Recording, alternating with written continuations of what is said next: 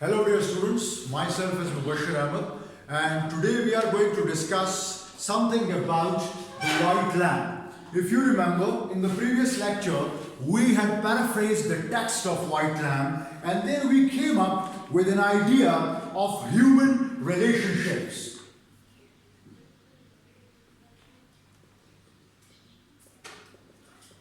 Now if you look at this unit, it revolves around two most prominent characters.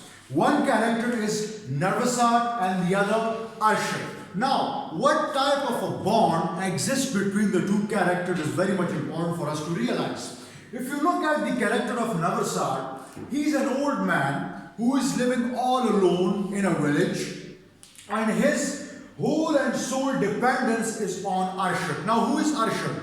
Arshad is actually a very close relative of Narvasad and he is the only person in the whole world on whom he depends. But we look at the unit from a completely different perspective. Arshad has been out of house for about 10 years and Narvasad, who is dependent, completely dependent on Arshad, is now living alone and he is longing for his arrival. It means that he is waiting for the arrival of Arshad. Now, after 10 years, when he stages a comeback, I am referring to Arshad, when he stages a comeback, he becomes excited. Narvasad's happiness is beyond limits and he becomes quite happy. So he rushes back. He rushes back to the house along with his white lamb and he cleans up the house, he sweeps up the house, he looks at the different objects that were associated with the character of Arshad. When he was a child, he would sleep on a bed, he was looking at that bed and remembering those dialogues that he and Arshad used to exchange at that time. So all these different aspects and dimensions point towards that unending love that is being held out in his heart for the character of Arshad. Narvasad actually is a lonely man. He is longing for the arrival of Arshad. Arshad is actually a nephew of Narvasad. So when he comes back, he cleans up the house, remembering all those dialogues, he becomes nostalgic and remembering that how Arshad would behave in a particular situation when he was growing up. What he does, this Narvasad, he sorts out each and every belonging of his for the purpose of sending Arshad to a foreign country, Moscow, where he could become educated. Now Arshad has become an educated man. He's a grown-up man, and at the same time, the character of Arshad has become quite a rich and affluent person. So when he comes back, his uncle Narvasad is waiting for the arrival, but he, instead of staying at his uncle's house, he waits at the chairman's house. That is quite near to the house of Narvasad. Now it's a two-storied house, the house of the chairman, where he is residing. Now he is spending the night over there and Narvasad is actually sitting on the table side waiting for the arrival of his nephew. But in the morning, what happens that his neighbors, Narvasad's neighbor, he shouts at Narvasad that, do you know that Arshad is leaving? So after listening to this, he becomes shocked. He becomes astounded. He becomes surprised. And he gets up and he looks. He jumps to the roof and he looks at the car of Arshad that is leaving with a fast pace and his car becomes small, tiny and then it disappears. Now at the end, the old man, the Narvasad, he becomes quite gloomy, quite dejected. Why? Because when he looks at the car, he looks at his nephew, that how his nephew, for whom he has committed and dedicated his life, has become so oblivious, so ignorant towards him, so indifferent towards him. Because this indifferent attitude shows what? It shows a very, you can say, cruel aspect and dimension of human personality, and that is indifference towards someone that has given you the whole life for your education, for your upbringing, but instead you return nothing to that person.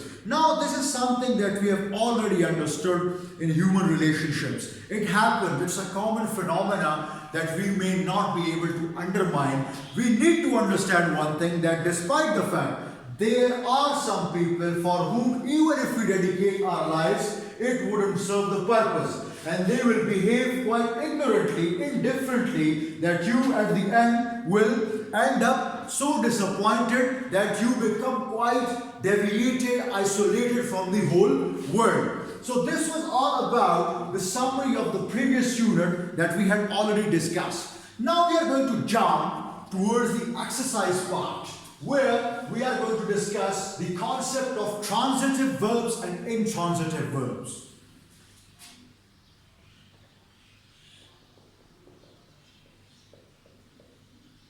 Transitive verbs. Now, you need to understand one thing, that verbs are one of the most important parts of speech. Why? Because without a verb, the subject, that's the most prominent part, cannot express its course of action, and at the same time, the state of the subject cannot be indicated. So whatever we does, whatever we are, in whatever condition we are, that will be expressed purely with the help of a verb. But there are two broad categorizations of a verb.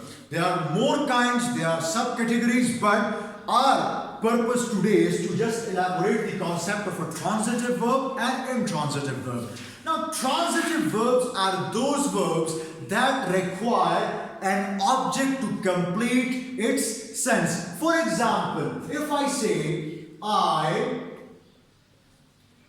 jumped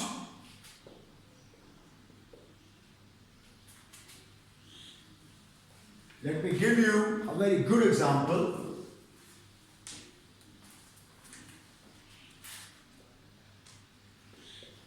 I pushed him gently. I pushed him gently. So I is your subject, push is your verb, him is your object, and gently is your adverb. If you look at this sentence over here, this verb push is functioning as a transitive verb. Now, why it is functioning as a transitive verb? The idea is that if a verb requires an object to complete its meaning, then that particular verb would be a transitive verb. If you look at this, push, pushed him. Him means an object that has received an action. If we understand the logic and meaning of an object, it indicates that something that receives an action. So the receiver of an action is your object. So I pushed him. So him is the object, pushed is the verb. So pushed him. So pushed is the transitive verb. Now what is an intransitive verb?